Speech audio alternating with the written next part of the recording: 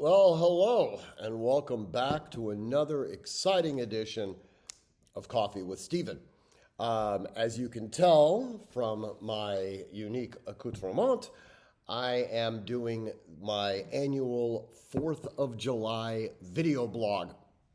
I've had the honor of being able to do one of these blogs now for the last 9 years. This year, it's candidly a little bit different.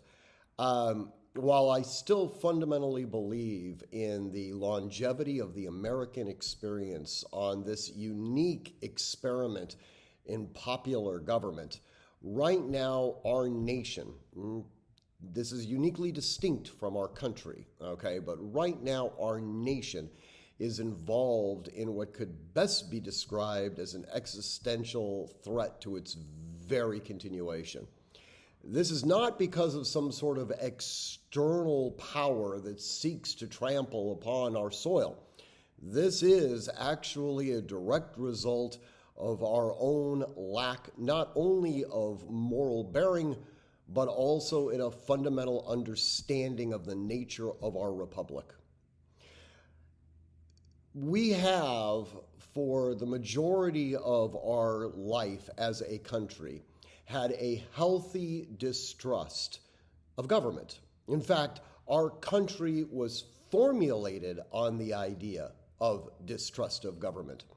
We developed as a response to the egregious behavior of tyrants. And as a result of that, knowing that we would have to structure a government in order to order our affairs, we ensured that that government, that structure was specifically designed to limit the amount of power that not only could appear in an individual, but also within the context of an institution. Our framers were deathly afraid of power starting to coalesce into one group, one faction, one ideal.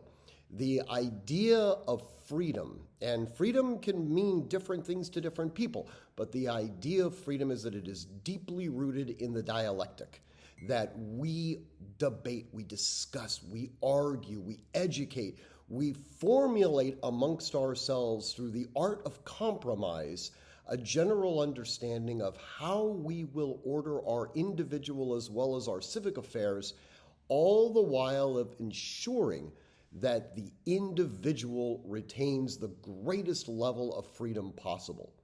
And that there are certain things that are completely off the policy table.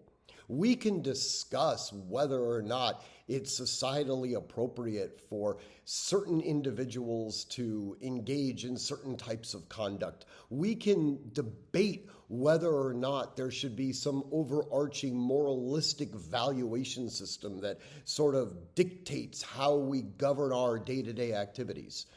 But certain things are completely outside the pale of discussion. What we say, how we say it, where we say it, our ability to be secure against the egregious behavior of government seeking to maintain their own stranglehold on power and limiting opposition parties or individuals from bringing messages of resistance against that regime. These are things that have been completely taken off the possibility of governments of squandering and reducing our rights to.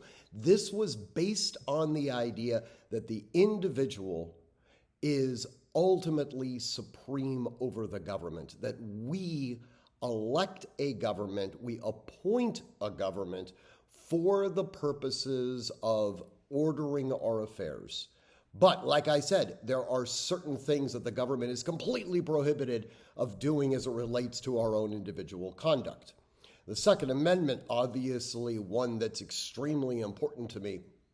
It was just decided through the Supreme Court that the individual right to bear arms does not only relegate an individual to the ability to have a firearm inside of their home, but now also outside of their home. This is something that, for all intents and purposes, should have been self-evident, but now it's articulated in a Supreme Court opinion.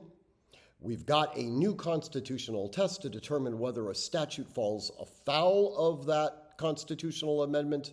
And yet, those that would seek to restrict our rights have become unbelievably angered, not at the existence of that right, but rather at the existence of the court for pointing out that that right in fact exists. And now they seek to delegitimize the court, to effectively take apart an entire institution, an entire branch of government. This has the potential of destroying our entire constitutional republic. Now, make no misunderstanding. The bravery that the Supreme Court displayed in issuing this opinion is something that needs to be held up to honor, for they had no other choice but to preserve the Constitution. They had to rule this way. Those that would seek to delegitimize the court seek to do so not for the purposes of strengthening the republic, not for the purposes of ensuring greater individual freedom. They do so because they want to promulgate their own collectivist agenda. This is something that is antagonistic not only to the very idea of freedom, but also to the very ideals of our country. And it's something that cannot stand. Where we go from here remains uncertain. Our country is largely divided, politically and philosophically divided, not only on the very foundational concepts of freedom, but also in the ability to identify and articulate what authoritarianism truly is. There are troubles that lie ahead. There are patriots that seek to form a government based on the idea of constitutional republicanism, based on the idea of classical liberalism. This is exactly what our founders intended. There are others who would seek to completely abandon the Constitution for the singular purposes of maintaining their own power over those below them, what they would perceive to be subjects, fundamental spare parts in a governmental machine designed for a singular purpose of maintaining own power systems in their perspective. Like I said, how we go from here, it's vague, it's cloudy, it's opaque. We as individuals need to understand where we have come from. We need to understand the glory that is our Constitution.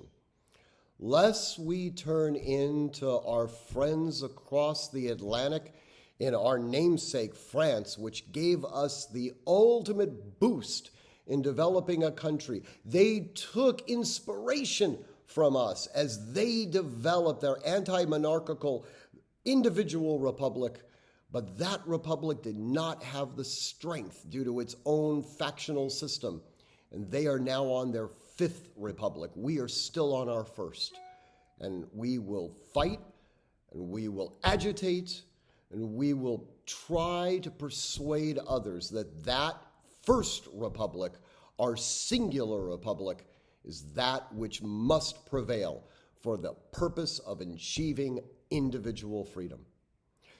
I know many of you are watching this video after the 4th of July, but I want you to reflect on this, and along with the blog that accompanies it, I specifically go in to some of the issues associated with not only denigrating the judiciary, but also delegitimizing it. It's one thing to call into question an opinion that comes out of the judiciary. That's perfectly acceptable. In fact, to be quite honest with you, it's encouraged, just as it would be encouraged to call in the idiocy that comes out of the legislature or the executive branch. Delegitimizing it, on the other hand, that is problematic. So I encourage you to read the blog, obviously comment on it, and as always, I want you to train constantly, train consistently, train repetitively, and train with purpose. Above all else, stay safe, patriots.